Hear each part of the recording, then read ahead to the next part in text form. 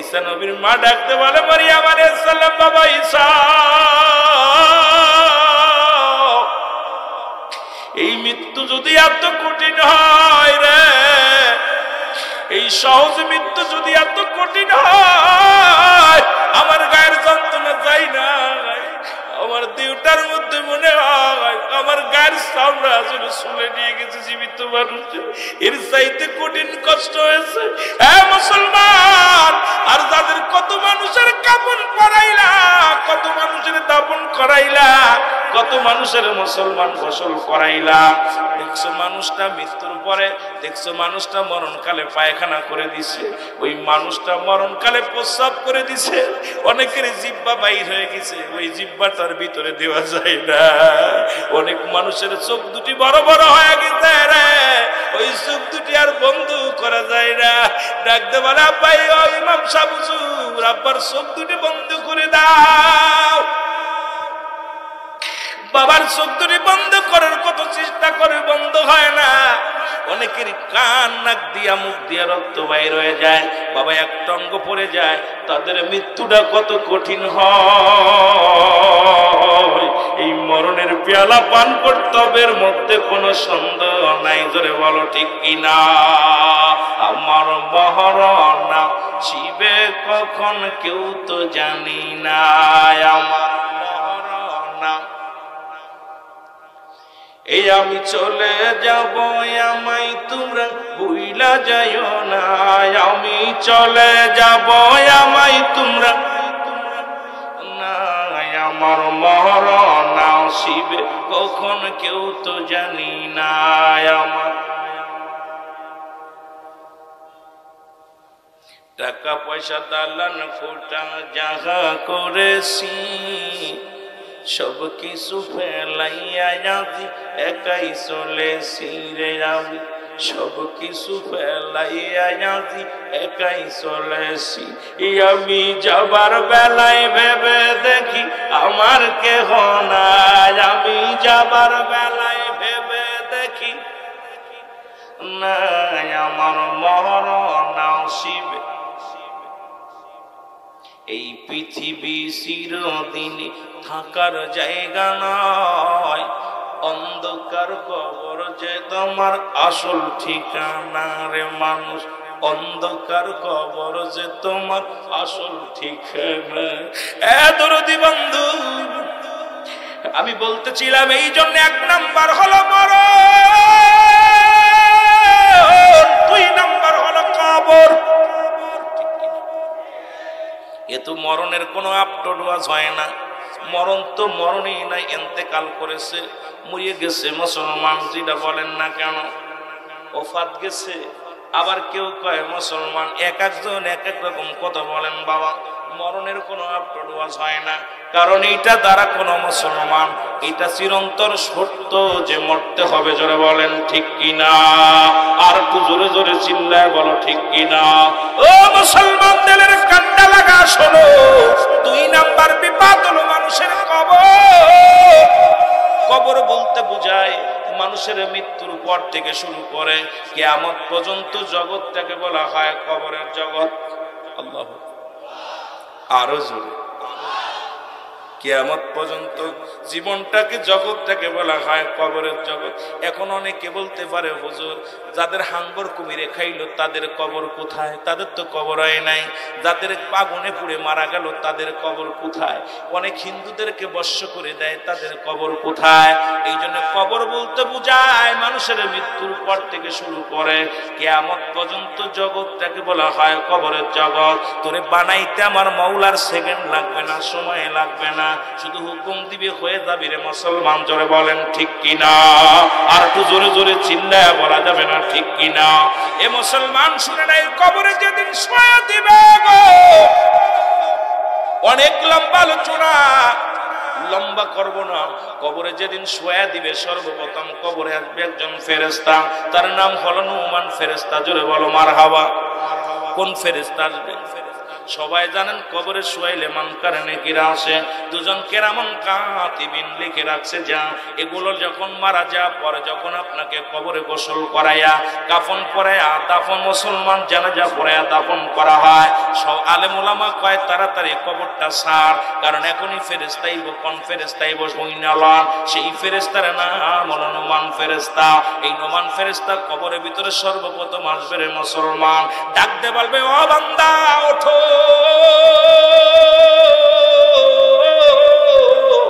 ও মোখলেসুর রহমান বাঙালি লাফতে ওঠো, রুহুল আমিন সিদ্দিকী লাফতে ওঠো, উঠাইয়া বলবে বান্দা তোমার রূহ দিয়েছিল আমার রব, আমার রব আমার আল্লাহ তোমার রূহটা নিয়েছে আজরাইল আলাইহিস সালাম। এই কেরামন কাতিবিন যা লিখে রাখছে বান্দা শুনিনা নাও, এটা আমি তোমার কবরের মধ্যে নিয়ে হাজির হয়ে গেলাম। দুইটা কাগজ থাকবে মুসলমান, শুনে নাও শুনে নাও, দুইটা কাগজ থাকবে, একটা কাগজের মধ্যে থাকবে নেক আমল আর একটার মধ্যে থাকবে বদ আমল। এই নেকির কাগজটা যখন বান্দার হাতের মধ্যে দিয়া ডাকতে পারে বাঙালি সব শোনো, এই না তুমি 80 বছর 50 বছর ওয়াজ নসিহত করছো, কোথায় কি করছো, কত আমল করছো, এই নাও তোমার আমল খানা হাতের মধ্যে নাও। বান্দা হাতের মধ্যে নিয়ে দেখবে কত রাকাত নামাজ পড়েছে, কত ওয়াক্ত নামাজ কাজা গেছে, মুসলমান এটা পরের হিসাব, কত দান ধ্যান করেছে, কত ভালো কাজ করেছে, সব যখন পাওয়া যাবে বান্দা ডাকতে বলবে ও বান্দা দেখো না তুমি কত সুন্দর আমল করেছো। 60 বছর পরে বান্দা খুশি হয়ে যাবে, এইটা তুমি লিখে দাও, যার যার আমল নামা তার লেখা লাগবে। এর মুসলমান শোনো, ওদিন বলতে পারবে না আমি লিখতে জানি না, টিপসই দি চলবে না, ওদিন যার যার আমল নামা তার লেখা লাগবে গো। নোমান ফেরেশতা ডাকতে বলে বান্দা লেখো, লিখে দাও লিখে দাও। ডাকতে বলবে ফেরেশতারে আমি লিখবো, আমার কাছে কলম নাই। বলবে কলম হলো তোমার ডান হাতের শাহাদাত আঙ্গুল মোবারক। জোরে জোরে চিল্লায় বলেন মারহাবা, আর একটু জোরে জোরে চিল্লায় বলা যাবে আল্লাহু আকবার। তো বাবারে তোদের হাতে ধরে বলি, এই হাতে গাজায় হাত দিস না, এই হাতে মদে হাত দিস না, এই হাত পাপের রাজ্যে হাতটা ঢুকাস না। এই হাতের নখ দিয়া এই আঙ্গুল মোবারক হবে শাহাদাত আঙ্গুল মোবারক হবে কলম। ডাকতে বলবে বান্দা কলম পাইলাম কলম পাইলাম, এখন কালি পাবো কই? ডাকতে বলবে আল্লাহর বান্দা কালি হলো তোমার মুখের থুতু মোবারক। জোরে জোরে চিল্লায় বলো আল্লাহু আকবার, আর একটু জোরে বলো আল্লাহু আকবার। এ বান্দা এই কালি হলো তোমার মুখের থুতু মোবারক, আমি তোদের পায়ে ধরে বলে যাই পাবনার বাবারা রে, এই মুখের মধ্যে গাঁজা দিস না, মুখের মধ্যে মদ দিস না, মুখের মধ্যে বিড়ি টান দিস না, এই মুখ দিয়া গাঁজা মদ ছেড়ে দে, এই মুখ দিয়ে কাউকে গালি দিস না, মুখ দিয়ে কাউকে কষ্ট দিস না, এই মুখটারে পবিত্র রাখ। কালি যদি নষ্ট হয়ে যায় কেমনে লিখবি রে? লেখা হবে না। কালি যদি নষ্ট হয়ে যায় তোদের হাতে ধরে বলে যায়, পায়ে ধরে বলে যায়, আর মুখের মধ্যে বিড়ি দিস না, তোদের পায়ে ধরে বলে যায় বাবা মুখের মধ্যে গাঁজা দিস না, ইয়াবা দিস না, ফেনসিডিল দিস না। এই মুখটারে পবিত্র রাখ, মুখ দিয়ে জিকির কর, মুখ দিয়ে কুরআন পড়, মুখ দিয়ে আল্লাহর জিকির কর, এই মুখ দিয়ে আমার মাওলার প্রশংসা কর। রাসূলের দরবারে দুজন সাহাবী ছিল যারা সদা সর্বদাই নবীকে নাচ শোনাতেন, কবিতা আবৃত্তি করে শোনাইতেন, গজল শোনাতেন। নবীজির দুইটা মেম্বারে, একটা মেম্বারে খুতবা দিতেন, একটা মেম্বারে সাহাবীরা নাচ শোনাতেন। তার ভিতরে একজন আহসান বিন সাবিত। এইরকম সাহাবীরা সদা সর্বদাই নবীকে নাচ শোনাতো, কবিতা আবৃত্তি করে শোনাতো। সুবহানাল্লাহ বলেন না? এখন আমরা যখন আল্লাহ আল্লাহ বলেন, এর তালে কিছু রাসূলের শান, ওলিদের শান, কিছু সামা শরীয়ত মোতাবেক, এমন সামা বলা যাবে না যা কুফরি হয়ে যাবে, কাফের হয়ে যাবে, শিরিক হয়ে যাবে, এমন কিছু না। যে সামা শরীয়ত মোতাবেক কিছু ছন্দ আকারে বলে জিকিরের প্রতি আল্লাহ আশিক্ত করা, আল্লাহ আল্লাহ আল্লাহ জিকির করা। জোরে বলেন মারহাবা, আর একটু জোরে বলেন মারহাবা। সুতরাং আপনারা জিকির করতে রাজি আছেন? জোরে রাজি আছেন? গুনার কাজ করছি নাকি? কথা বলেন, গুনার কাজ করছি? আমাদেরকে এই জন্য জিকির যেহেতু করলাম, একটু বুঝাই দিলে এর মধ্যে অনেক নতুন মানুষ আছে, তাদের বুঝতে ভালো হবে। আমরা উলামায়ে কেরাম যখন আমাদের থেকে কিছু শিকার জন্য আসে, অনেক দূর দূরান্ত থেকে আসে আমাদের থেকে কিছু শিক্ষা নেওয়ার জন্য। এখন আমরা যদি ফাঁকি দিই তাহলে কেমন হয়ে যায়? এই জন্য আমাদেরকে যে বিষয়ের পরে কথা বলবো এটা যুক্তি তর্ক নয়, কোরআন হাদিস দিয়া, শুধু যুক্তি তর্ক দিলে হবে না, এটা কোরআন হাদিসের কিয়াস দিয়া সুন্দরভাবে বুঝাই দিলে আপনারা বুঝতে পারবেন। জোরে বলেন ঠিক কিনা? আর একটু জোরে বলেন ঠিক কিনা? আমার ভাইয়েরা, আল্লাহ রাব্বুল আলামিন এই মাহফিলে বসার সুযোগ দান করেছে। এই জায়গা দুইটা জিনিস পাওয়া যাবে, একটা হচ্ছে রহমত, একটা হলো গজব। আমরা রহমত নিতে চাই না গজব নিতে চাই? জোরে বলেন, রহমত নিতে চাই না গজব নিতে চাই? যারা রহমত নিতে চান একটু জোরে হাত তোলায় বলেন নারায়ে তাকবীর। আর আপনারা বলেন লিল্লাহি তাকবীর। এই তাকবীরটা বেশি দেয় না আপনাদের এলাকায়? লিল্লাহি তাকবীর। লিল্লাহি তাকবীর শব্দের অর্থ হলো আল্লাহর জন্য তাকবীর দাও, আর নারায়ে তাকবীর উচ্চ আওয়াজ আল্লাহর জন্য তাকবীর দাও। বুঝতে হবে হাকিকতটা, হাকিকতটা বুঝতে হবে। এই জন্য কোরআন হাদিস পড়তে হবে, গ্রামার বুঝতে হবে। হাদিস কোরআনটা যখন পড়বেন বিশ্লেষণ করবেন যে কি বলতে চায়। এখন নারায়ে তাকবীর উচ্চ আওয়াজ আল্লাহর জন্য তাকবীর দাও। কার জন্য? এখন আপনাদের ভিতরে যদি লিল্লাহি তাকবীর বলে মনে করে এটা মনে জামাতের বক্তা, যদি কয় নারায়ে তাকবীর কয় এটা মনে সুন্নি বক্তা, যদি তাকবীর টাকবীর না দেয় কয় এটা ওয়াহাবি বক্তা। এখন ভাগ করা শুরু করছে। জোরে বলেন ঠিক কিনা? কথা বুঝেন নাই আমার বাজানরা? এইবার সাথে দিবেন নারায়ে রিসালাত।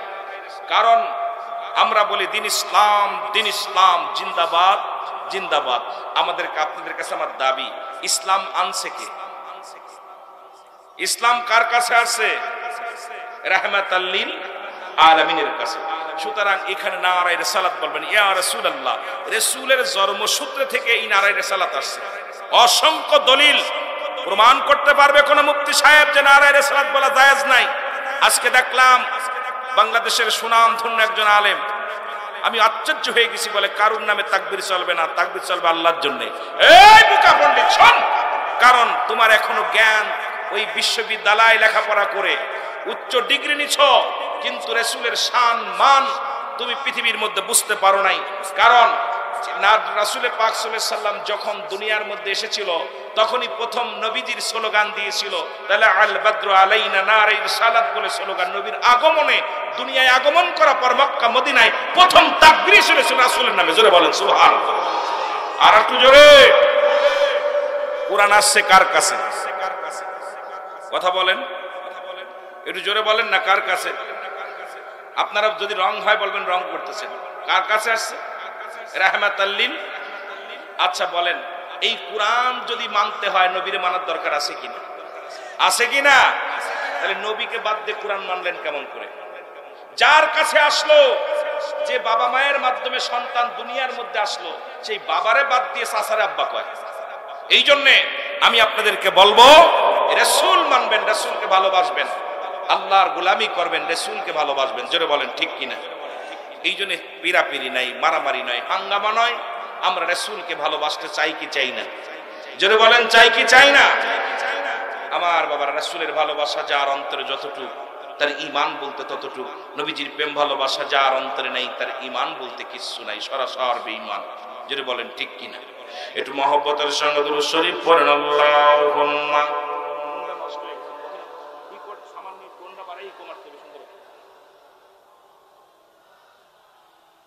ওয়ালায়ালি সাইয়্যিদিনা।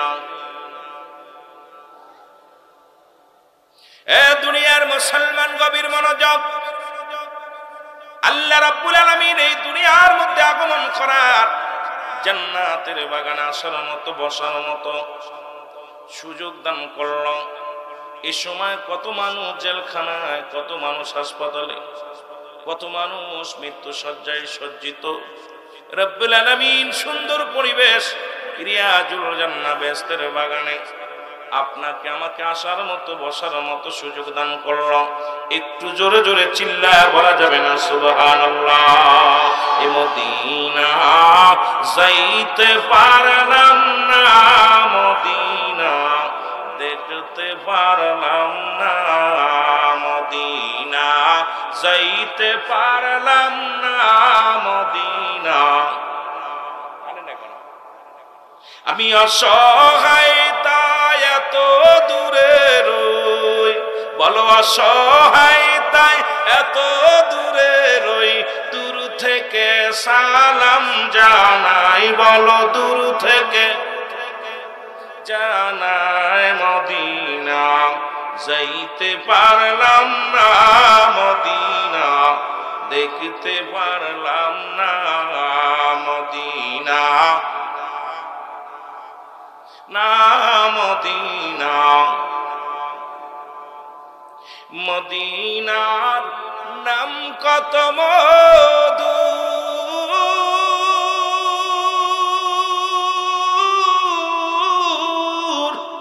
মদিনা আর যে কত দূর।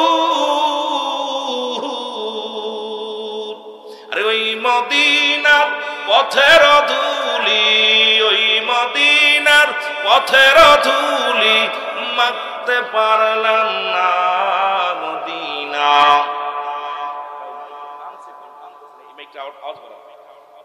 টোনটা বাড়ান না, সাউন্ড বাড়ান। মদিনা যাইতে পারলাম না, মদিনা দেখতে পারলাম না মদিনা,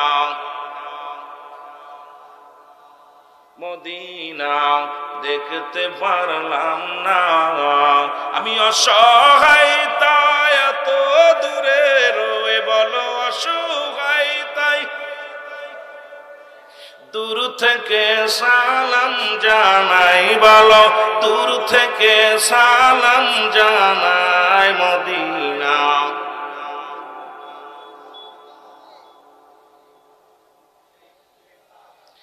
এ দুনিয়ার মুসলমান,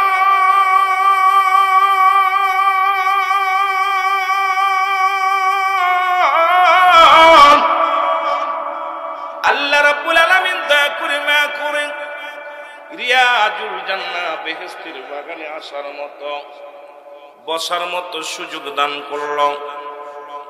এই সময় কত মানুষ জেলখানায়, কত মানুষ হাসপাতালে, কত মানুষ মৃত্যু শয্যায় সজ্জিত। আমার আল্লাহ জেলখানায় নেন নাই, গলা আগে খেয়ে গেল। টান্নাটা গলার টানবে তো কথাগুলো। এই মাইক কেরাম দেয় নাকি ভাই? এর মাইক কেরাম সেট করে নাকি? দুই পাশে দুইটা দিচ্ছেন, ভালো। এই দেখেন, এইটা দিচ্ছেন সুন্দর হয়েছে, এটা এই পাশে সুন্দর, আবার এইটা আবার এই মধ্যে সাউন্ড দিলি তো কিনকিন করে। এভাবে কেউ সেট করে? মহব্বতের সঙ্গে জিকির করেন লা ইলাহা, এরকম মাইক দেয় লা ইলাহা, আর জোরে লা ইলাহা, যৌবন খোলে লা ইলাহা, লা ইলাহা ইল্লাল্লাহ। এ দুনিয়ার মুসলমান শুনে নাও, রব্বি কারীম জান্নাতের বাগানে বসার মতো সুযোগ, আসার মতো সুযোগ আমার আল্লাহ দান করল। আল্লাহর দরবারে উচ্চ কণ্ঠে আওয়াজ দিয়ে বলেন আলহামদুলিল্লাহ। আর একটু জোরে বলেন, কারণ পৃথিবীর মধ্যে আসার একটা সিরিয়াল আছে, যার কোনো সিরিয়াল নাই। দেখা যায় দুনিয়ার মধ্যে মুসলমান দাদা জিন্দা, নাতি দুনিয়ার মধ্যে নাই রে।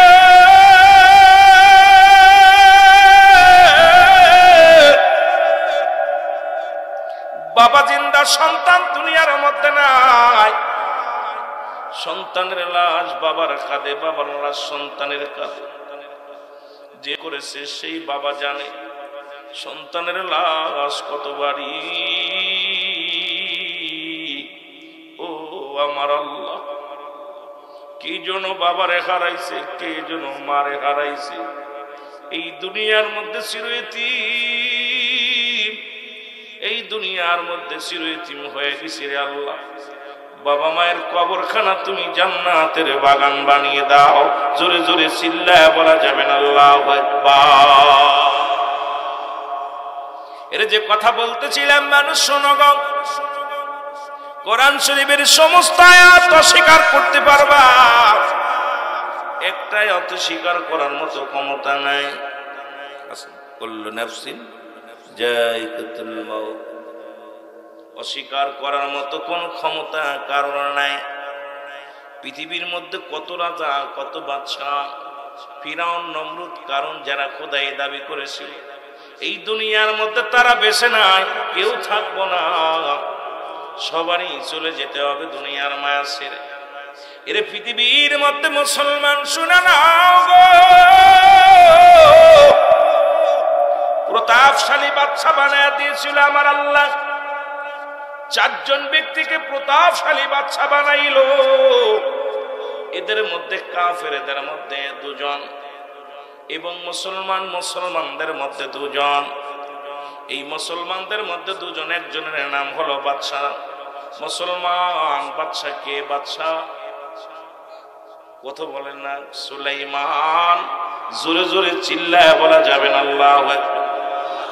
হযরত দাউদ আলাইহিস সালামের কলিজার টুকরা সন্তান, ওর কনিষ্ঠ সন্তান। এই পৃথিবীর মধ্যে আল্লাহ তারে এই পৃথিবীর অর্ধ পৃথিবীর খলিফা বানায়া দিয়েছিল। হযরত দাউদ আলাইহিস সালাম ইন্তেকালের আগে জিবরিল আমিন আসলো। জিবরিল আমিন এসে বলে, আল্লাহর নবী গো, আপনার তো যাবার সময় হয়ে গেছে। আপনার বংশের মধ্যে, ও আল্লাহর নবী গো, আপনার এই 11 জন সন্তানের মধ্যে একজন সন্তানকে আল্লাহ রাব্বুল আলামিন নবুয়াতি দিবে। কোন জায়গায় 21 জন সন্তান, কোন জায়গা বলছে 11 জন। এই 21 জন সন্তানের মধ্যে একজন নবুয়াতি পাবেন, তার নাম হলো হযরত, এ মুসলমান শুনে নাও, নাম কি?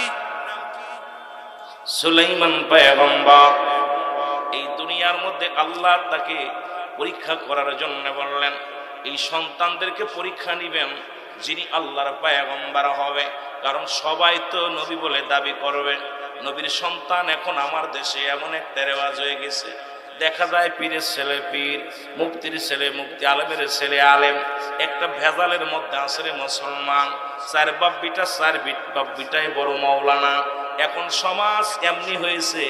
দাউদ আলাইহিস সালামের কাছে জিবরিল আমিন এসে বলে, আল্লাহর নবী গো, আপনার কাছে সন্তানেরা, আপনি ইন্তেকালের পরে সন্তানেরা সবাই নবী বলে দাবি করবে, কিন্তু সবাইকে নবুয়াতি দেয়া হবে না।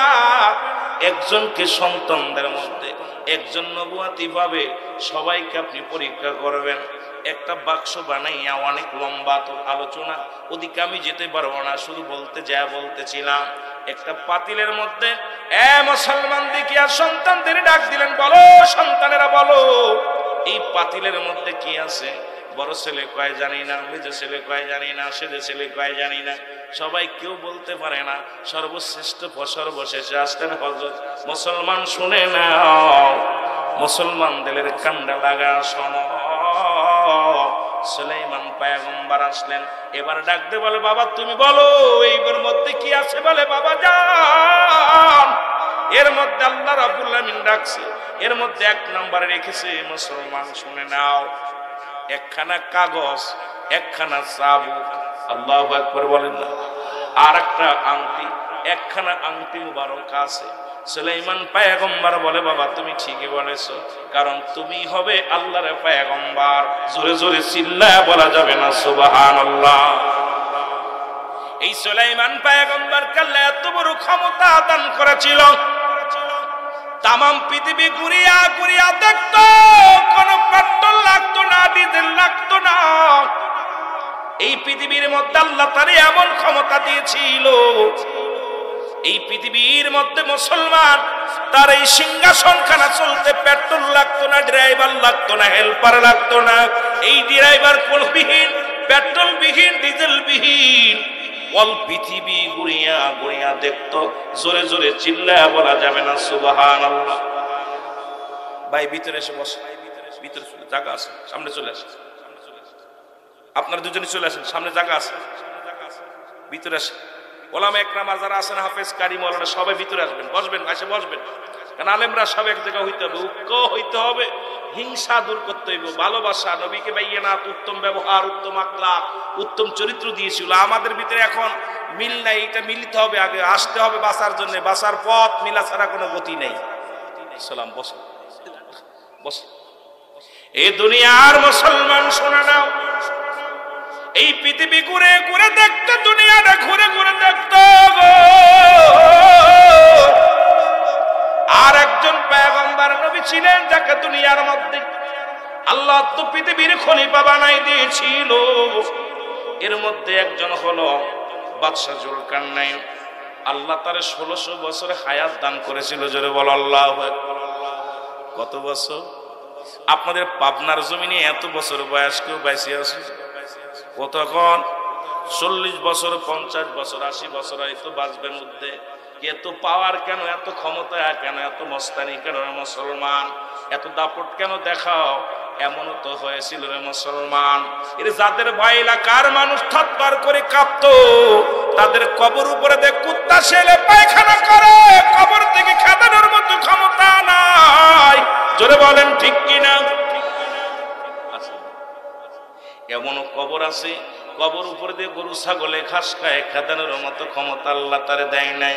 মস্তানি কোথায়, মস্তানি কোথায়? তোমার জন্য এলাকার মানুষ ঘুমাইতে পারতো না, তোমার জন্য মহল্লার মানুষ ভয়ে থরথর করে কাঁপত। কোথায় তোমার মস্তানি গেল, কোথায় টাকা গেল, কোথায় ধন সম্পদ গেল? সব কিছু পইরা রইল রে মুসলমান, শুনে নাও। এর যে কথা বলতেছিলাম, বাদশা জুলকারনাইনকে আল্লাহ 1600 বছরে হায়াত দান করেছিল গো। শুধু তাই নয়, মানুষটা লম্বা ছিল 48 হাত লম্বা। কত হাত, কত হাত? এত বড় মানুষ যদি পাবনার জমিনে 3.5 হাত বাট্টু মানুষ, তার ভয়তে ঘুম আসে না। আর এইরকম লম্বা মানুষ যদি থাকতো রে ভাই, একদম সব করা ভয়ে বিড়ালের গর্ত খোঁজা লাগতো। জোরে বলেন ঠিক কি না? আমার ভাইরা, আমার বন্ধুরা, আমার যে কথাগুলো বলতেছি দিলের কান্ডা লাগা শোনো। এ আমার ভাইরা, 48 হাত লম্বা ছিল লোকটা। আল্লাহ তাকে একটা মুজিজার ঘোড়া দান করেছিল। প্রতিটা নবীদেরকে, পয়গম্বরদেরকে এক একটা রহমত আল্লাহ দান করেছিল রে মুসলমান। এর মধ্যে ওনাকে দান করেছিল মুজিজার একটা ঘোড়া। এই ঘোড়াটা একটা কদম পা ফেলাইলে 12,000 মাইল অতিক্রম করত। কত হাজার? 12,000 মাইল অতিক্রম করত। এই ঘোড়াটা দিয়ে অল পৃথিবী 2 বার ভ্রমণ করেছে। এ দুনিয়ার মানুষ শোনো, এরপরেও ওনাকে যারা মক্কা মদিনায় গেছেন, উত্তর দিকে একটা মহকাম আছে যেটাকে বলে আলেকজান্দ্রিয়া সিটি শহর বলা হয়। এই শহরের মধ্যে ওনাকে ঘুমায়ের শোয়ায় রাখা হয়েছে। মুসলমান শোনো, দুনিয়ার ভিতর থেকে বলে গেলেন, দুনিয়ার মানুষ শোনো, আমি এত বড় লম্বা মানুষ, এত হায়াত পেলাম, সীমিত হায়াত, আমার মতো বোকামি কেউ করো না। আগে যদি জানতাম দুনিয়া থেকে বিদায় নিতে হবে, এই দুনিয়ার প্রেম ছেড়ে দিয়ে মাওলার প্রেমে পড়ে যেতাম। 1600 বছর হায়াত পেয়েছে, এটা হলো সীমিত। ও মুসলমান শুনে নাও, আমরা 40 বছর 50 বছর হায়াত পাইয়া, যদিও অনেক বড় হায়াত, আমি আপনাদেরকে বলতে চাই, এই জন্য বলে যাই মুসলমান শোনো, তাদেরও মরা লাগছে। জোরে বলেন ঠিক কিনা? এই লম্বা মানুষটা কি বেঁচে আছে? সমস্ত সৃষ্টি জগতের মরণ আছে, স্রষ্টার মৃত্যু নাই, সৃষ্টির মৃত্যু আছে, স্রষ্টার কোনো মৃত্যু নাই রে মুসলমান। এই জন্য আমি আপনি সকলেরই মরতে হবে, দুনিয়া থেকে বিদায় নিতে হবে। কাফেরদের মধ্যে 2 জনকে আল্লাহ বাদশা বানায়া দিয়েছিল, দেখা যাক ওরা আমার সাথে নাফরমানি করে কিনা। ওই মুসলমানদের বানাইলো, এই কারণে রে মুসলমান শুনে নাও, আল্লাহ রাব্বুল আলামিন 2 জনকে বাদশা বানায়া দিলেন। তাদের মধ্যে একজনের নাম হলো বাদশা নমরুদ। আল্লাহ তার এত ক্ষমতার মালিক বানানো পরে এই বদমাইশটা নিজেই খোদা বলে দাবি করেছে। এত মামলা আসলে আল্লাহ আপনাকে কত গরিব ছিলেন, এমনও ছিল দিনে খাবার জুটতো না, সন্তানাদিরে ভালো একটা কাপড় দিতে পারতেন না। আজকে আল্লাহ একটু ভালো ভাব করেছে, আল্লাহর সঙ্গে নাফরমানি শুরু করেছেন রে ভাই। এমন একটা দিন ছিল দুনিয়ার মধ্যে আপনি পায়ে হেঁটে চলে যেতেন, আজকে মোটরসাইকেল কিনছেন, প্রাইভেট কিনছেন, গাড়ির মালিক হয়েছেন, বাড়ির মালিক হয়েছেন, কিন্তু আমলের পরিবর্তন হয় নাই। আগে মুসলমান, এই জন্য আগে ছিল মসজিদ ছিল কাঁচা, মানুষের ইমান ছিল পাকা। এখন মসজিদ হইছে পাকা, মানুষের ইমান ফাঁকা। আর একটা কথা বারবার আমি বলে যাই, আর একটা কথা বারবার বলে যায়, আগের যুগের মানুষ সত্য মিথ্যা বলতো না, ভয়ে পাপ হবে। আর এখনকার মানুষ মিথ্যা বলে না, সত্য বলে না, ভয়ে। জোরে বলেন ঠিক কিনা? বিপদ হবে। আগে মিথ্যা বলতো না, মানুষ পাপ হবে, আর এখন সত্য বলে না, বিপদ হবে। এইভাবে চলতে দেয়া যায় না, এভাবে চলাও সম্ভব নয়। কারণ এই দুনিয়ার মধ্যে গোলামি করব কার? আরো জোরে বলেন কার? আল্লাহ রে ডাক রে বান্দা, আল্লাহ রে ডাক তোরা, আল্লাহ রে ডাক রে বান্দা, আল্লাহ রে ডাক। ওরে ডাকার মতো ডাকলে পারে, ডাকার মতো ডাকলে পারে গুনাহ পাবি মাপ। আল্লাহ রে ডাক রে বান্দা, আল্লাহ রে ডাক বলো, আল্লাহ রে ডাক রে বান্দা। এ দুনিয়ার মুসলমান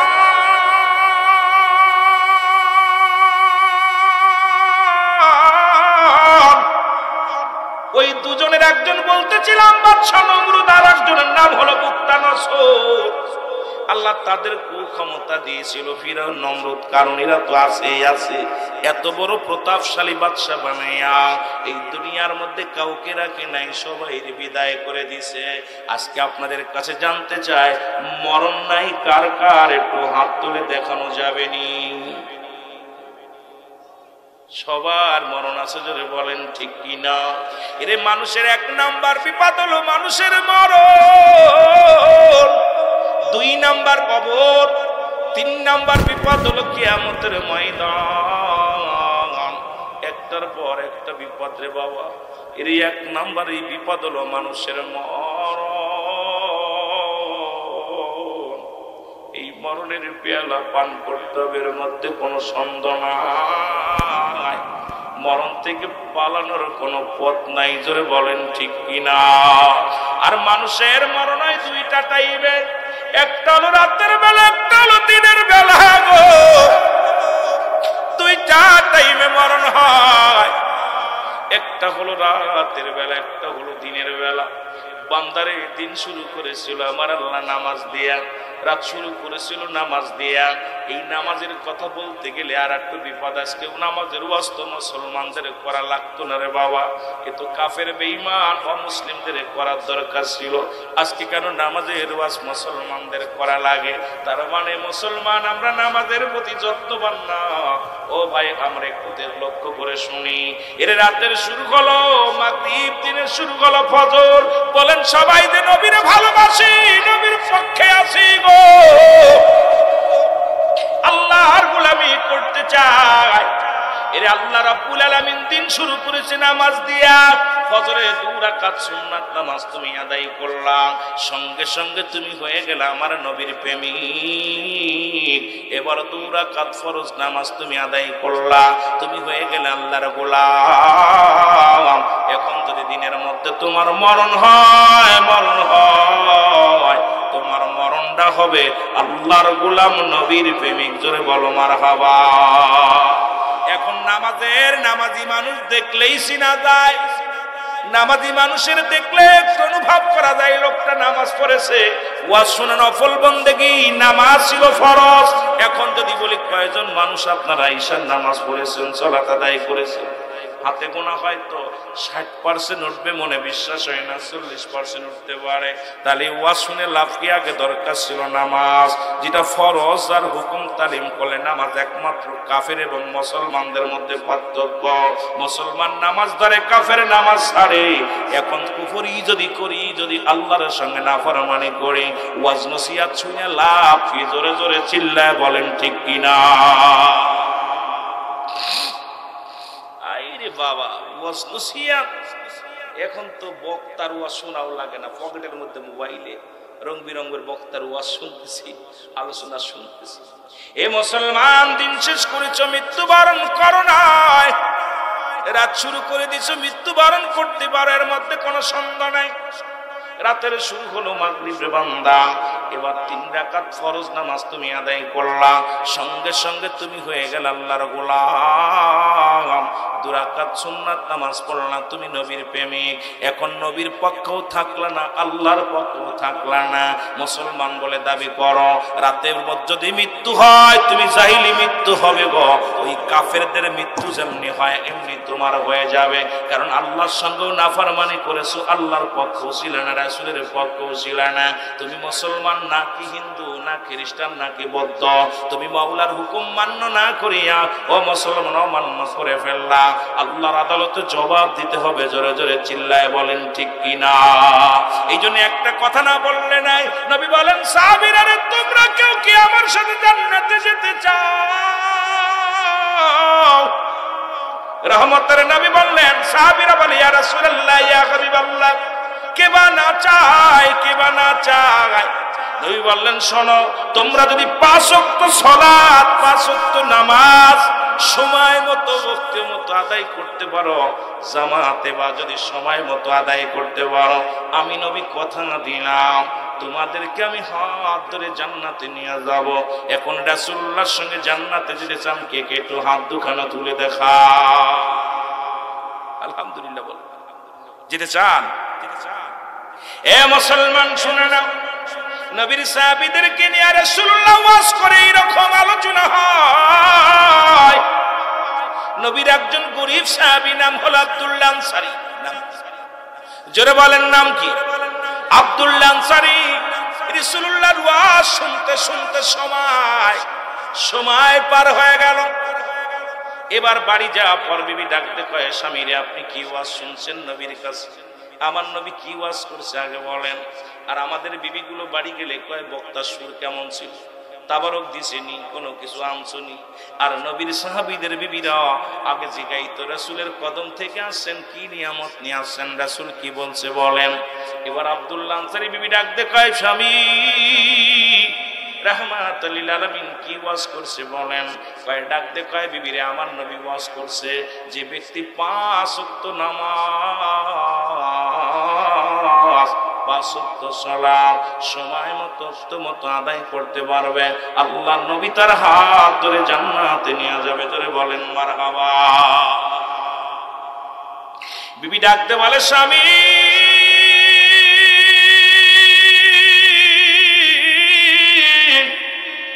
আপনার কাছে আমি বাড়ি চাই না, গাড়ি চাই না, আপনার কাছে দুনিয়ার কোন সম্পদ চাই না, কোন অলংকার চাই না। আপনি আমাকে একটু সময় দিয়া দিবেন, একটু সময় আমারে দিবেন, আমি যেন সময় মতো মতো সালাত আদায় করতে পারি। আপনি রাসূলুল্লাহর সঙ্গে জান্নাতে যাবেন, আমিও যেন আপনার সঙ্গে রাসূলুল্লাহর সঙ্গে জান্নাতে যেতে পারি। স্বামীর এই সুযোগটা আপনি আমারে দিয়া দিবেন। বিবি কেমন বিবি ছিল, আর আমাদের বিবিগুলো বলে আজকে একটা দিতে হবে, কাল কোটা দিতে হবে। আর নবীর সাহাবীদের বিবিরা দাবি করতো, স্বামীরে আমাকে নামাজ পড়ার সুযোগটা করে দিবে। আব্দুল্লাহ আনসারী প্রতিনিয়ত নামাজ আসতেন, রাসূলুল্লাহর পিছে সালাত আসতেন, জামাতে নামাজের জন্য আসতেন। নবী সালাম ফিরায়া দেখতো আনসারী আসে, কিন্তু সালাম ফিরে আর আনসারীকে পাইতো না। নবী সাহাবীদের বলে, সাহাবীরা রে, আমার আনসারী তো দেখি না, সালাম ফিরায় চলে যায়, কারণটা কি? সাহাবীরা বলে, ইয়া রাসূলুল্লাহ ইয়া হাবিবাল্লাহ, হয়তো সে দুনিয়ার কোনো প্রেমে পড়ে গেছে, দুনিয়ার কোনো ঝামেলার মধ্যে পড়েছে। আমার নবী কেমন নবী গো? নবী বলেন, আমি নিজেই খবর নিব, দেখব। নবীজি চলে গেলেন। ও মুসলমান শুনে নাও, সাহাবীদের বাড়িতে গেলেন, একবার নয়, দুবার নয়, 3-3 সালাম দিলেন। রাহমাতুল লিল আলামিন ঘরের দরজায় যাইয়া সালামের কোনো জবাব পাইলেন না। আনসারীর বাড়ি থেকে নবীজি তো মনে কষ্ট পেয়ে ফিরে আসলেন। পিছন থেকে দৌড়ে আসিয়া আনসারী রাসূলুল্লাহর পাশাপাশি দাঁড়াইয়া সালাম দেয়, ওয়ালাইকুম আসসালাম ইয়া রাসূলুল্লাহ, ওয়ালাইকুম আসসালাম ইয়া হাবিবাল্লাহ, ওয়ালাইকুম আসসালাম ইয়া রাহমাতাল লিল আলামিন। আল্লাহর নবী ডাকতে বলে, আনসারী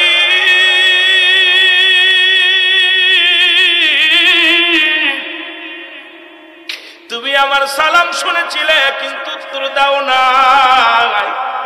তার মানে আর বুঝতে বাকি নাই, তুমি সালাম শুনেছিলে ঘরের মধ্যে থেকে, উত্তর দাও না। আনসারী বলে, নবী গো,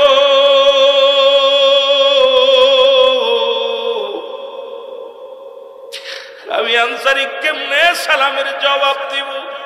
ইয়া রাসূলুল্লাহ ইয়া হাবিবাল্লাহ, যখন আপনি আমার সালাম দিয়েছিলেন তখন আমি নবী গো কোথায় ছিলাম, এটা আপনি আমার বাড়ি গেলে বুঝতে পারবেন, আমি আগে বলতে পারবো না। নবী বলে, চলো যাই। রওনা হয়ে গেলেন। বাড়িতে যাই আনসারী দরজা খুলে দিলেন। ঘরের দরজা খোলা পর ভিতরে বিশাল একটা গর্ত দেখতে পাইলেন। আল্লাহর নবী ডাকতে বলে, আনসারী তোমার ঘরের ভিতরে এত বড় গর্ত কেন? ডাকতে বলে, নবী গো, যখন আপনি আমার সালাম দিয়েছিলেন তখন আমি গর্তের মধ্যে উলঙ্গ অবস্থায় বসেছিলাম নবী গো, এই জন্য আপনার সালামের জবাব নিতে পারি নাই। আল্লাহর নবী বলে, আনসারী রে, তুমি কি শোনাইতে চাও গো? আনসারী বলে নবী গো আমরা স্বামী স্ত্রী মিলা মাত্র এক টুকরা কাপড়, মাত্র একখানা পোশাক নবী গো। যখন মসজিদে আজান করে যায় আমার বিবি উলঙ্গ হয়ে গর্তের মধ্যে বয়া থাকে নবী গো। আবার যখন আমি দূরে জামাতে যাই নামাজ আদায় করে বাড়ি ফিরে আসি নবী গো, আমি গর্তের মধ্যে ঢুকে যাই, আমি উলঙ্গ অবস্থায় বসে থাকি, আমার বিবি কাপড় পরিধান করে নামাজে ছিল। ইয়া রাসূলুল্লাহ ইয়া হাবিবাল্লাহ, যখন আপনি আমাকে সালাম দিয়েছিলেন তখন আমি উলঙ্গ অবস্থায় গর্তের মধ্যে বসেছিলাম, আর আমার বিবি নামাজের মধ্যে ছিল, এই জন্য উত্তর দিতে পারি নাই। আমার নবী ডাকতে বলে আনসারীরা আমি নবী কথা দিলাম রে তোদের স্বামী স্ত্রী দুজনকেই আমি নবী জান্নাতে নিয়ে যাবো। জোরে বলেন মারহাবা। আরে এক কাপড়ে যদি নবীর সাহাবীরা যদি নামাজ আদায় করতে পারে, এই পাবনার জমিনে এমন কোন ফকির নাই, মিসকিন নাই যার এক টুকরা কাপড় আছে গো। এরপরও মসজিদে লোক নাই, বাড়িতে নামাজ নাই, সংসারে নামাজ নাই, এক একজনের 10টা 15টা কাপড় থাকতেও নামাজে যাই না, আল্লাহর আদালতে জবাব দিতে পারবো না। ও মুসলমান শুনে নাও, শুনে নাও, আজকে আমি আপনাদেরকে বলে যাই কিছু ভণ্ড প্রতারক আমাদের দেশে আগমন করেছে, যাদের নামাজও লাগে না, শরীয়তের বিধান মানে না। এই শরীয়ত ছেড়ে দিয়ে তারা কেমন উল্টা পাল্টা চলা শুরু করেছে। যার ভিতরে নামাজ নাই, শরীয়ত নাই, সে আবার কেমনে আলেম হয়, কেমনে বুজুর্গ হয়? এই শরীয়তের বিধান যে ছেড়ে দিবে সে সঙ্গে সঙ্গে কাফের হয়ে যাবে। মুসলমান শুনেন, আমাদের নবুয়তের প্রথম খণ্ডের মধ্যে বয়ান করে শরীয়তের দৃষ্টিতে হালালকে কোন ব্যক্তি হারাম বললে কাফের। সুতরাং কাফের আবার কিসের আমল, কাফের আবার কিসের এই দুনিয়ার মধ্যে? মুসলমান শরীয়তের দৃষ্টিতে হালালকে যদি কাফের বল, হালালকে যদি হারাম কয় সে কাফের, আবার হালালকে যদি হারাম বলে সেও কাফের।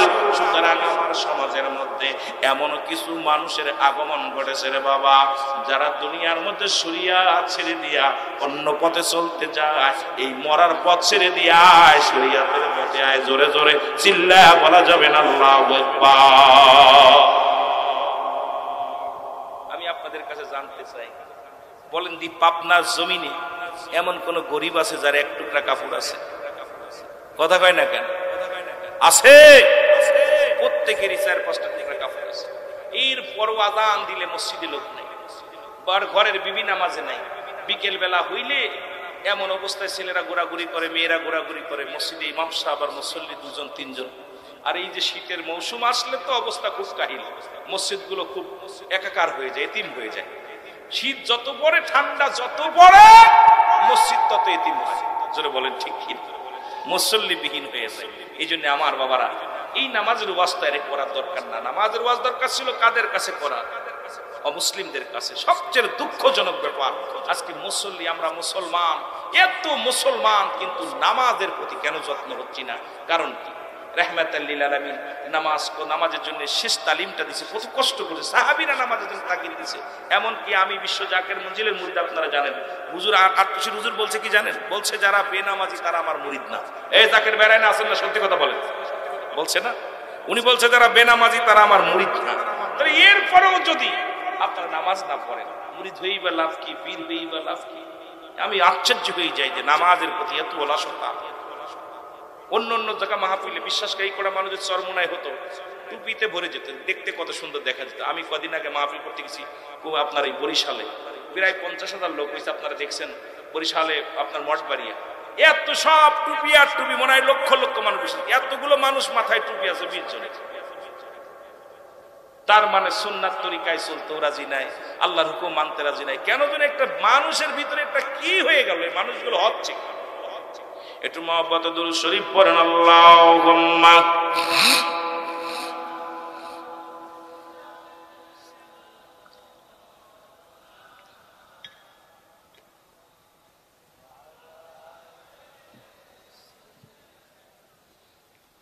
এ দুনিয়ার মুসলমান শুনে নাও, আমি মরণের কথা বলতেছিলাম গো,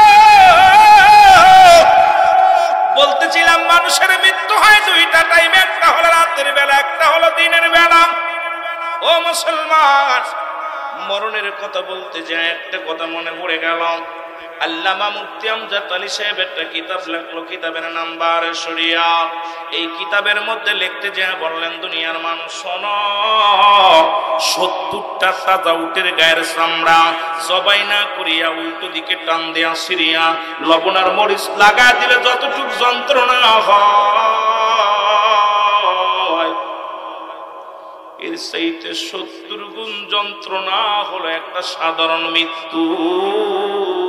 আমরা যেটা বলি ভালো মৃত্যু হয়েছে, তবে ইমানদারের মৃত্যুটা হয় আটা গোলাইয়া খামির বানাইয়া, এর মধ্যে যদি একটা চুল পরে চুলটা টান দিলে যেমন অনাসে বাইর হয়ে যায়, ইমানদারের মৃত্যুটা ঠিক তেমনি হয় রে মুসলমান। আর এমন আমরা অনেকে দেখেছি মরণের সময় পায়খানা করে দেয়,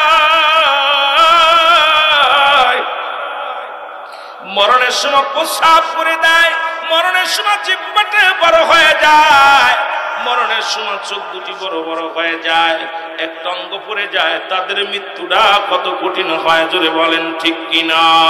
আমার মরণ আসিবে কখন কেউ তো জানি না, আমার মরণ, আরো জোরে জোরে বলেন, আমার মরণ আসিবে। এ আমি চলে যাব, আমায় তোমরা ভুইলা যাইও না, আমি চলে যাব না, আমার মরণ আসিবে কখন কেউ তো জানি না। আমার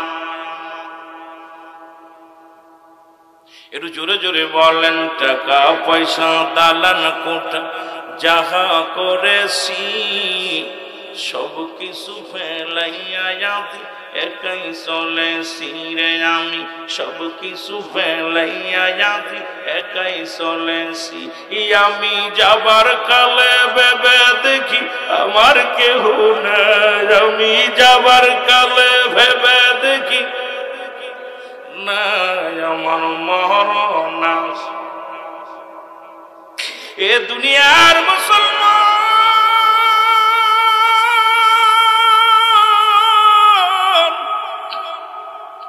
কার জন্য সুদ খাও, কার জন্য ঘুষ খাও, কার জন্য অন্যায় করো, কার জন্য নামাজ ছেড়ে দাও রে মন?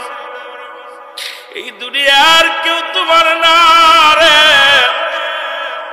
বাড়ি করছো, গাড়ি করছো, সম্পদের পার করছো রে ভাই। আমি ফিরাইটা মাহফিলে একটা কথা বলে যাই, এই দুনিয়ার সম্পদ খাবে লোকে, তোমার দেহটা খাবে পোকে, জোরে বলেন ঠিক কিনা? কিছুদিন আগে একটা নিউজ শুনেছিলেন, কুমিল্লার জমিনে দীর্ঘ 23টা বছর ইমামতি করছে মসজিদের মধ্যে, কোনোদিন পারিশ্রমিক নেন নাই। দীর্ঘ 23 বছর পরে উনি ইন্তেকাল করার পর প্রায় 8 থেকে 10 বছর পরে লাশটা উত্তোলন হয়েছে, কবরটা ভেঙে গেছে পানিতে। এরপরে মুসলমান কবর থেকে লাশটার কাফনের কাপড় পচে নাই, কাপনের কাপড় তো দূরের কথা, গায়ের একটু গোস্তও পচে নাই রে মুসলমান। শুনে নাও এ যুবক, দিলের কান্না লাগা শোনো। উনার ছেলেকে ডাক দে, সাংবাদিকরা জিগাইল, ভাই তোমার বাবা এমন কি আমল করতো? বললেন, দাদু আমার আব্বা জান এই পাশের এই মসজিদে দীর্ঘ 23টা বছর ইমামতি করেছে। আমার আব্বা জান কোন জায়গাতেও মুসল্লিদের দাওয়াত দিত, বাড়িতে যদি একটা ডিম হতো, আমার আব্বা জান সেই বাড়িতে যে একটা ডিম খাইতো। যদি আব্বা জান মিলেমিশে বাড়ি থাকতো, দাওয়াত নিয়ে বলতো, বাবা আমার জন্য কিছু করো না, আমি বাড়িতে জোগাড় করতে পারি নাই, আমার সন্তানাদি অসহায়, তাদেরকে আমি জোগাড় করে খাওয়াইতে পারি নাই। সবচেয়ে বড় মজার বিষয়, আমি কলেজে পড়তাম তখন, ইন্টার ফার্স্ট ইয়ারে। একদিন এসে খানা খাইতে বসছি দুপুরবেলা নামাজ শেষ করে। আমার আব্বাজান নামাজ শেষ করে এসে আমার সামনে থেকে প্লেটটা টান দে, খাবারের প্লেটটা টান দে হাত থেকে নিয়ে আনিছে, নিয়া বলছে, বাবা আজকে খানাটা তোমারে দিয়ে দিব, তবে এটা নিলাম না, তোমাকে অনুরোধ করি যদি তুমি এই খানা শেষ করে যদি জোহরের সলাত আদায় না করে কলেজে যাও, আমি তোমাকে বলতে চাই রাতের খানা তোমার জন্য বন্ধ হয়ে যাবে।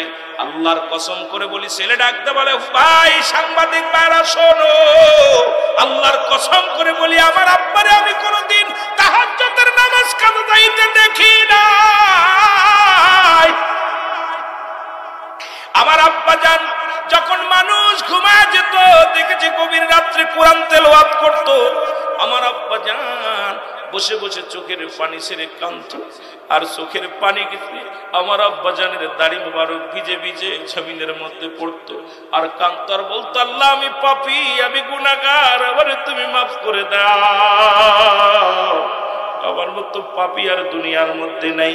বলতেছে মুসলমান এমন একজন আল্লাহওয়ালা ব্যক্তি, একজন ইমাম সাহেবের লাশ এই জমিনের মধ্যে পচে নাই, আর আমি আপনি হারাম খাইয়া দেহ করতেছি রে মুসলমান। বাড়ি গাড়ি করে ফেলেছি, দুনিয়ার সম্পদ করে ফেলেছি। এই দুনিয়ার সম্পদ কিচ্ছু কাজে নিয়ে যেতে পারবো না, বাড়ি নিতে পারবো না, গাড়ি নিতে পারবো না, দালান কোটা কিচ্ছু নিতে পারবো না, সব পড়ে থাকবে। জোরে বলেন ঠিক কিনা? আল্লাহ বলে কুল্লু মান আলাইহা ফান। আল্লাহ বলে বান্দারে শুইনা লও, এই জমিনটা আমি চূর্ণ বিচ্ছিন্ন করে দিব। এই জমিনের মধ্যে যা কিছু আছে সব আমি চূর্ণ বিচ্ছিন্ন করে দিব। এই জমিনের মধ্যে কিচ্ছু বলতে কিচ্ছু রাখবো না। এই জমিনের মাটিগুলো আমি আল্লাহ পুরা তামা বানায়া দিব। এই জমিনের মধ্যে যত পানি আছে পানিগুলো পুড়ে ছাই বানায়া দিব।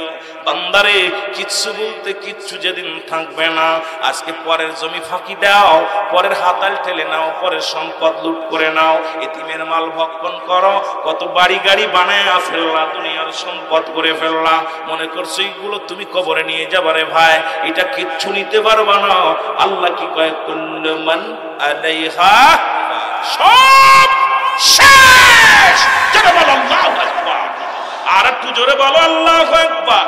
আল্লাহ কয় বান্দারে শুইনা নাও, যেদিন কিচ্ছু বলতে কিচ্ছু থাকবে না, সেদিন থাকবো শুধু আমি আল্লাহ, আর আমি থাকবো আমার হাবিবের ভালোবাসা নিয়ে। এই জন্য আমি আপনাদেরকে বলে যাই, অনুরোধ করে যাই, দুটি হাতে ধরে বলে যায়, এই দুনিয়ার চলছত্রি বাদ দাও, বাদ দিয়া মাওলার গোলামি করো, মাওলার গোলামি করো, আল্লাহর গোলামি করো, পাঁচ ওয়াক্ত সালাত আদায় করো, হালাল খাদ্য খাও, দুনিয়ার জিন্দেগি ভালোভাবে বসবাস করো মুসলমান। এই দুনিয়া থেকে যদি কষ্ট হয়, তোমার আমার কবরটা হবে বড় সুখময়। জোরে জোরে চিল্লায় বলা যাবে না, ঠিক কিনা? এ মুসলমান শুনে নাও, আপনার আশেপাশে অসংখ্য অসংখ্য মানুষ ইমান হরণ করার জন্য উঠে পড়ে লাগবে।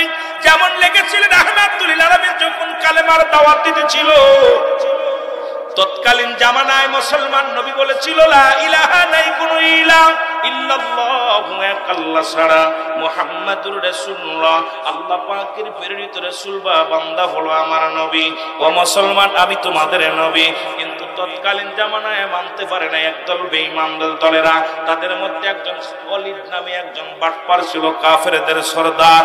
যিনি কি করলেন, তিনি নিজেই ভগবান বানাইয়া আল্লাহর সিজদা বাদ দিয়া দুনিয়ার মধ্যে পুতুল পূজারি হয়ে গেল। আমার আল্লাহ বলেন, আমার সাথে পড়েন, আল্লাহু আল্লাহু আহাদ আল্লাহুস সামাদ লাম ইয়ালিদ ওয়া লাম ইউলাদ ওয়া লাম ইয়াকুল লাহু কুফুয়ান আহাদ। জোরে জোরে চিল্লায় বলা যাবে না আল্লাহু আকবার। আর একটু জোরে জোরে চিল্লায় বলা যাবে না আল্লাহু আকবার। আল্লাহ ডাকতে বলে, হাবিব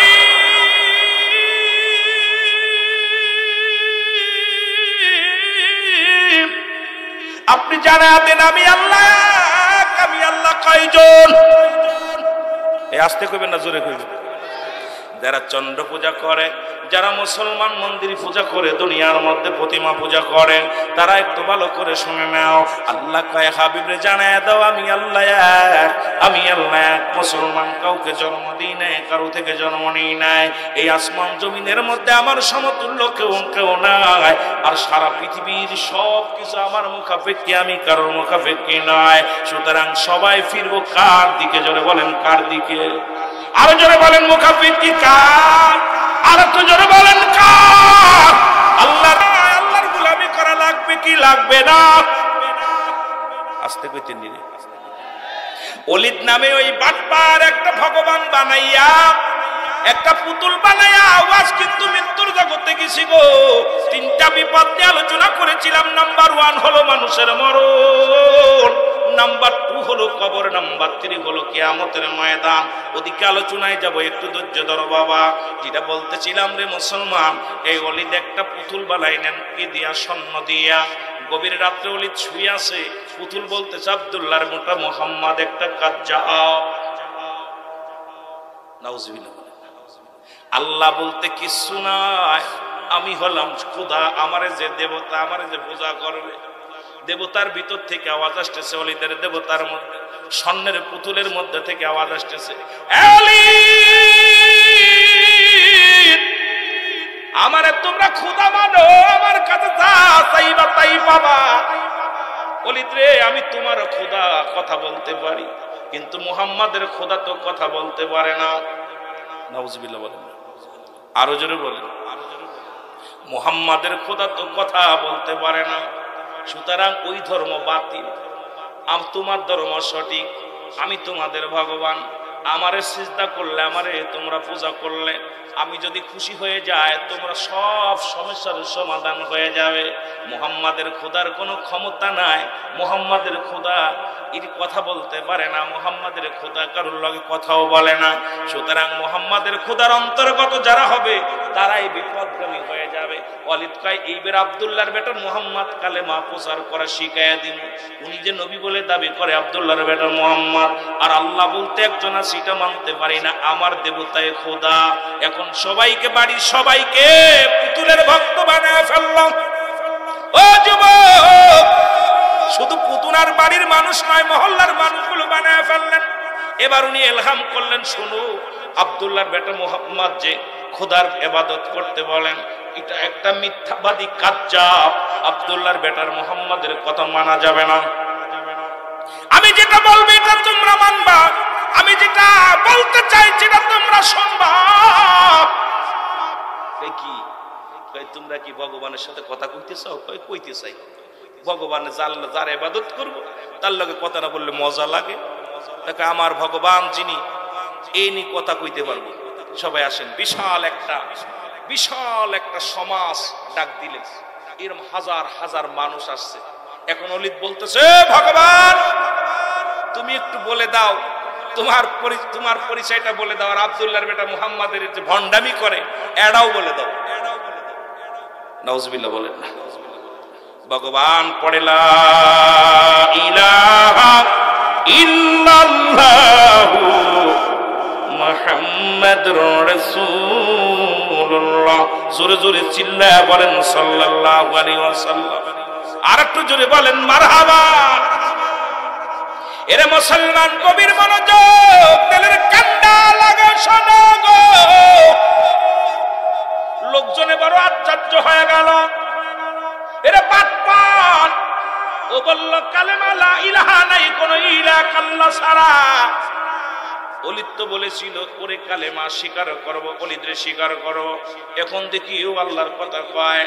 আর আব্দুল্লাহর বেটা মুহাম্মাদুর রাসূলুল্লাহ, আল্লাহ পাকের প্রেরিত রাসূল বা বান্দা হলো আমার নবী রাহমাতুল লিল আলামিন। সাক্ষী দেয় দেবতার মধ্যে পড়ে না, শাহাদু আল্লা ইলাহা ইল্লাল্লাহু ওয়াহদাহু লা শারীকা লাহু ওয়া আশহাদু আন্না মুহাম্মাদান আবদুহু ওয়া রাসূলুহু। জোরে জোরে চিল্লায়া বলা যাবে না আল্লাহু আকবার। এই জোরে বলো আল্লাহু আকবার। এর সাক্ষী দেয়, সব লোকজন আশ্চর্য হয়ে গেছে। সর্বনাশ, সর্বনাশ। আরে দেবতাও সাক্ষী দেয়, দেবতাও। ও মুসলমান শোনো, সবাই কালেমা পড়ে মুসলমান হয়ে গেছে। জোরে বলেন সুবহানাল্লাহ।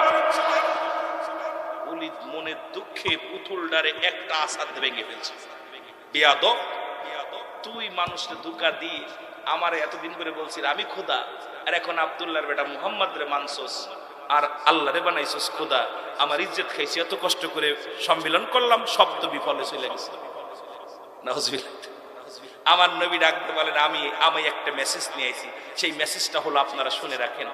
আমি আপনাদের কাছে এসেছি একটা দাওয়াত, সেই দাওয়াত হলো লা ইলাহা, নাই কোনো ইলা, ইল্লাল্লাহু, এক আল্লাহ ছাড়া, আল্লাহ ছাড়া কোনো মাবুদ নাই, আল্লাহ ছাড়া কোনো ইলা নাই, আল্লাহ ছাড়া কোনো কিছু নাই। মানেন? হ্যাঁ মানি। সবাই সাক্ষী দেন। আর আমি আল্লাহর প্রেরিত রাসূল বা বান্দা মুহাম্মদুর রাসূলুল্লাহ সাল্লাল্লাহু আলাইহি ওয়াসাল্লাম। জোরে বলেন মারহাবা। আর একটু জোরে বলেন মারহাবা। লোকজন কালেমা পয়রা মুসলমান হয়ে গেছে। অলিদ পুতুলডারে চাইলা ফেলাই দিয়া ভাইঙ্গা চুরা চলে গেছে। আমার নবীজির পক্ষে হাজার হাজার মানুষ চলে গেছে।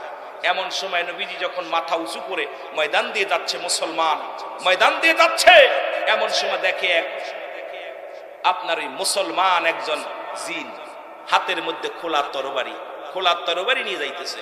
রাসূলকে দেখে সালাম দিছে, আসসালামু আলাইকুম ইয়া রাসূলুল্লাহ, ইয়া হাবিবাল্লাহ। নবী ওয়ালাইকুম আসসালাম, তুমি কে? বলে হুজুর আমি একজন মুসলিম জিন। সুবহানাল্লাহ বলেন না, আরো জোরে। নবী গো আমি একজন মুসলিম জিন। বলে তুমি কি চাই? তোমার হাতে কেন রক্ত মাখা তরবারি? হুজুর একটু আগে যে দেবতার ভিতর থেকে কালেমা পড়েছিল, কালেমায়ে শাহাদাত পড়েছিল, নবী গো সে আর কেউ নাই, সে আমি জিন পড়েছিলাম। ইয়া রাসূলুল্লাহ, আমি যখন আসতেছিলাম অলিদের বাড়ির সামনে দিয়া, দেখি দলে দলে মানুষ ওই ভণ্ড জিন ভর করেছিল। অলিদের ভিতরে একজন অমুসলিম জিন, উনি ওই অলিদের পুতুলের মধ্যে ঢুকে মানুষকে ধোঁকা দিয়া মুসলমান থেকে তাদের ঈমান হরণ করে তাদের দেবতা পূজা বানায় ফেলতেছে। ইয়া রাসূলুল্লাহ, ইয়া হাবিবাল্লাহ, আমি দেখতে পেরে আমি ওর ভিতরে প্রবেশ করে তাকে আমি হত্যা করে ওর ভিতরে প্রবেশ করে থাকি। যখন অলিদ হাজার মানুষের সামনে, জনতার সামনে বলেছিল, হে পুতুল বলো মুহাম্মাদের ধর্ম বিষয় বলো, তখন আমি সাক্ষী দিয়েছিলাম। যখন বলেছিল আল্লাহ সম্পর্কে বলো, তখন আমি সাক্ষী দিয়েছিলাম। ইয়া রাসূলুল্লাহ, ইয়া হাবিবাল্লাহ, আমি তাকে হত্যা করেছি নিজ হাতে। কারণ আমি এই মানব জাতির আগে আল্লাহ আমাকে সৃষ্টি করেছে। আমি আদম নবীরে শুনতে বলেছি, আমার আদম নবী বলেছে রাহমাতাল লিল আলামিন, আখির নবী রাহমাতাল লিল আলামিন। ঈসা নবীকে বলতে শুনেছি ইয়া রাহমাতাল লিল আলামিন। ইব্রাহিম নবীকে বলতে শুনেছি রাহমাতাল লিল আলামিন। মূসা নবীকে বলতে শুনেছি রাহমাতাল লিল আলামিন। হে আল্লাহর নবী, সুতরাং সব নবী তো আপনার প্রশংসা, আপনার গুণগান গেয়েছে। ইয়া রাসূলুল্লাহ, ইয়া হাবিবাল্লাহ, আপনার শান, আপনার মান, এত ইজ্জত সম্মান আল্লাহ দিয়েছে। সুতরাং আপনি সত্য নবী, আল্লাহর পয়গম্বর, আল্লাহ ছাড়া কেউ নাই, আপনি তার প্রেরিত রাসূল। এই জন্য আমি তাকে হত্যা করে দিয়েছি। জোরে বলো আল্লাহু আকবার। আরো জোরে বলেন। আমার বাবারা একটু আগায় বসেন, একটু জিকিরের তালে একটু আগায় বসেন। সুবহানাল্লাহ, লা ইলাহা, আরো জোরে বলেন সুবহানাল্লাহ। আগায় চলে আসেন না বাবা। দুলিল্লাহ, লা ইলাহা। এ দুনিয়ার মুসলমান শুনে নাও, যে কথা আমি বলতেছিলাম দিলের কান্ডা লাগা শোনো গো। কার জন্য সুদ খাও, কার জন্য ঘুষ খাও, কার জন্য জিনা ব্যভিচার করো, কার জন্য মানুষকে ঠগাও, কার জন্য এত মস্তানি করো রে বাবা। একবার চক্ষু দুটি বন্ধ করে দেখো, এই পৃথিবীর কেউ তোমার আপন নয়। যাদের জন্য এত অন্যায় করলাম, কত অফিসে বইয়া সুদ খাইলা, অফিসে বইয়া কত ঘুষ খাইলা। আজকে একবার চিন্তা করে দেখো, বিবিরে খুশি করার জন্যে, ছেলেরে খুশি করার জন্যে, প্রতিবেশীরে মুসলমান নিজেরা আপনজনদের সুখে রাখার জন্যে কত হারাম উপার্জন করলা। একবার চক্ষু দুটো বন্ধ করে দেখো, কেউ তোমার নয়, কেউ তোমার নয়। জোরে জোরে চিল্লায় বলা যাবে না আল্লাহু আকবার। ওরে মৃত্যুর কথা বলতে গেলে কষ্ট হয় রে ও মুসলমান, শোনো, মৃত্যুর কথা বলতে গেলে বড্ড কষ্ট হয়। এই পৃথিবীর মধ্যে ও মুসলমান, ঈসা ইবনে মরিয়াম, এই মরিয়াম আলাইহিস সালাম, ও দাদু ভাইরা শুনে নাও, মরিয়াম আলাইহিস সালাম এই তার ছেলেকে ডাকতে বলে, ঈসা আমার জন্য কিছু ফল নিয়ে আসো। ফল আনার জন্য রওনা হয়ে গেল। আজরাইল আলাইহিস সালাম ঈসা নবীর মা মরিয়াম আলাইহিস সালামের কাছে হাজির হয়ে গেছে। বাবা একটু লক্ষ্য করে শুনবেন। আজরাইল এসে সালাম দেয়, আসসালামু আলাইকুম মরিয়াম। মরিয়াম ওয়ালাইকুম আসসালাম, তুমি কে গো? বলে আমি আজরাইল এসেছি আপনার রূহটা নেওয়ার জন্য। মরিয়ম ডাক দে, আজরাইল রে একটু সময় দাও, আমার কলিজার টুকরা সন্তান গেছে বাজারে ফল আনার জন্য, একটু সময় আমার দাও, এরপরে তুমি আমার রূহটা বাইর করো। আজরাইল ডাক দে বলে, মরিয়ম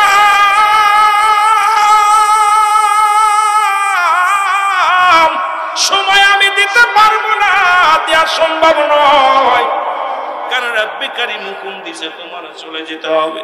কয় আজরাইল রে একটু সময় আমারে দিয়ে দাও। কয় না, সম্ভব না। ও যুবক, কি করলেন মরিয়ম আলাইহিস সালাম? আজরাইল তাহলে আমারে নিয়ে যাও।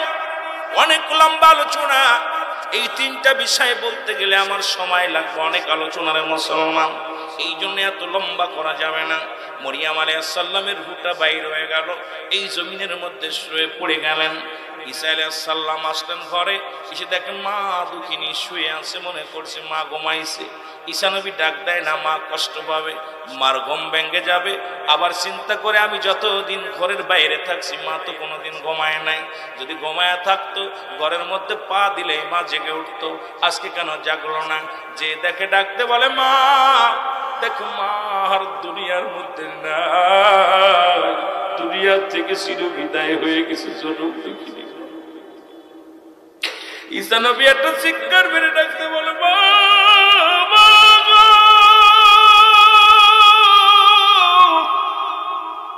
দরদি মা, তুমি আমার এতিম বানাইছই লাগিলা।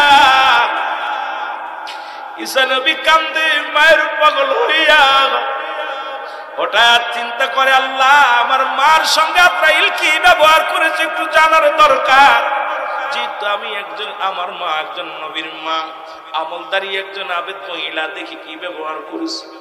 ডাকতে বলে, আল্লাহ তুমি আমাকে ক্ষমতা দিয়েছো জেতাটা মরাডারে জেতা বানানো, একবার হুকুম দাও, একবার সেই আল্লাহ আমাকে পাওয়ার দাও, আমি আমার মার সঙ্গে দুটো কথা বলতে চাই। রব্বি কারীম আল্লাহ রাব্বুল আলামিন